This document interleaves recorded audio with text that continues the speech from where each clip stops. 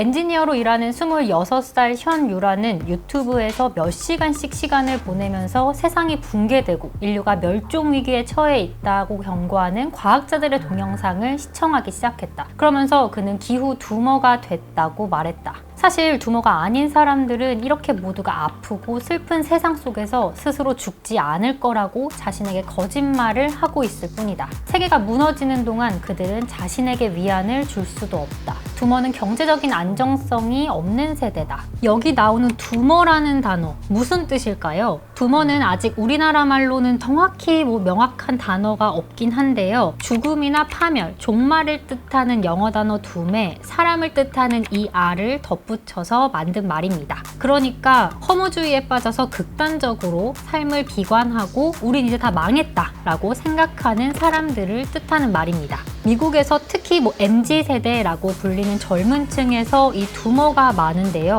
도대체 왜 그럴까요? 일단 이 두머라는 말은 우리나라의 DC 인사이드랑 비슷하다라고 할 수 있는 미국의 온라인 커뮤니티인 4chan에서 처음 나온 용어입니다. 두머라고 검색을 해보면요. 퀭하게 생긴 사람이 쫙 나오거든요. 이 사람이 바로 두머입니다. 평범했던 사람이 어떻게 두머가 되는지 그린 밈도 보이고요. 두머의 특징을 막 써둔 밈도 있습니다. 두머는 밤에 주로 생활을 하고 친구가 없고 또 인터넷 커뮤니티에 빠져서 어두운 옷만 입고 다닌다라고 쓰여 있는데요. 또 두머 플레이리스트라는 것도 있어요. 이게 우울한 감성을 잘 담은 음악들이 두머 음악이라고 불리는데요. 이 음악들을 모아놓은 게 두머 플레이리스트입니다. 그러니까 라디오헤드의 크립이 대표적인 두머 뮤직이라고 하더라고요. 사실 저도 굉장히 좋아하는 음악인데 어떤 느낌인지 감이 오시죠? 두머의 하루를 나타낸 영상을 봐도 늦게 일어나서 하루 종일 게임을 하고 또 게으르고 인생에 별 활력이 없어 보입니다. 그래서 신입생 두머나 캐나다 두머 아니면 여자 두머나 네오 두머처럼 이 두머에서 파생돼 나온 온갖 두머들을 어렵지 않게 찾아볼 수가 있습니다. 겉보기에는 사실 그냥 백수 같기도 한데요. 이 두머의 주요한 특징은 앞에서 이야기한 대로 미래에 대한 희망이 없다라는 겁니다. 그래서 인간관계도 포기하고 구직도 제대로 하지 않고 소위 스펙이라는 것도 쌓지 않으면서 스스로를 자조하는 거죠. 그러니까 이런 사상이나 생각을 또 두머리즘이라고도 하는데요. 어차피 망했으니까 뭘 해도 소용이 없다 라면서 냉소적인 허무주의에 빠져 있고 또 허무주의를 넘어선 비관주의나 패배주의에 빠져 있다는 게 이 두머들의 문제점으로 여겨집니다. 4chan이나 레딧 아니면 틱톡 같은 온라인에서만 쓰이던 밈이 요즘에는 외신 기사들에서도 종종 등장을 하고 있는데요. 외신에서는 이 두머라는 용어를 조금 더 넓은 의미로 사용을 합니다. 구체적으로 살펴보면 클라이밋 두머라던가 AI 두머 이런 단어가 자주 보여요.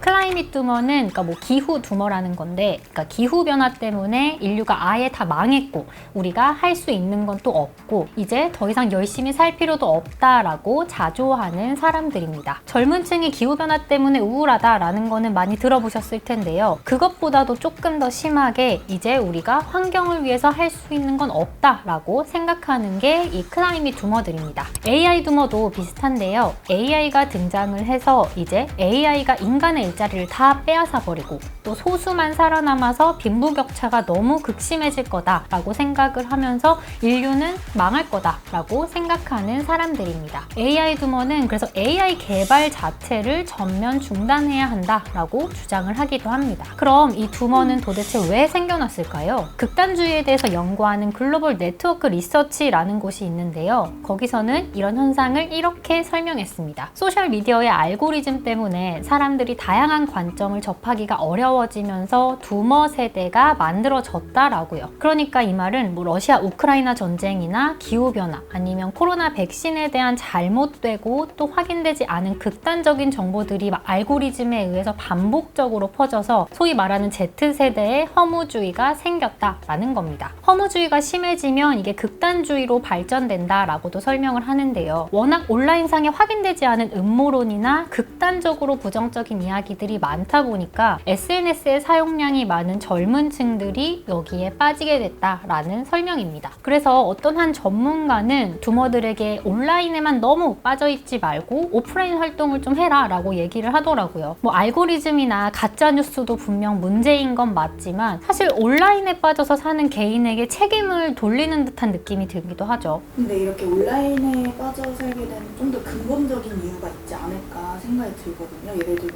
팬데믹처럼.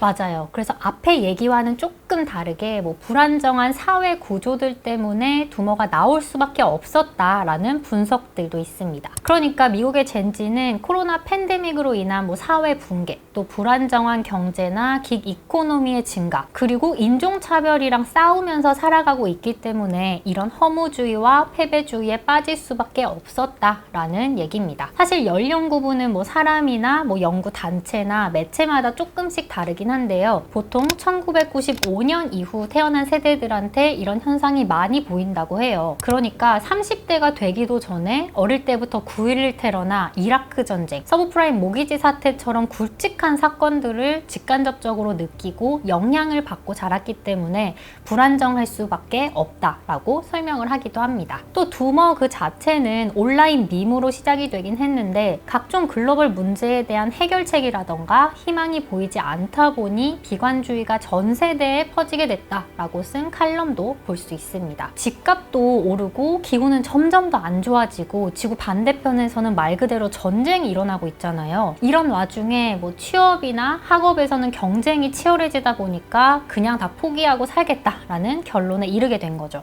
근데 이게 미국만의 현상은 아닌 것 같아요.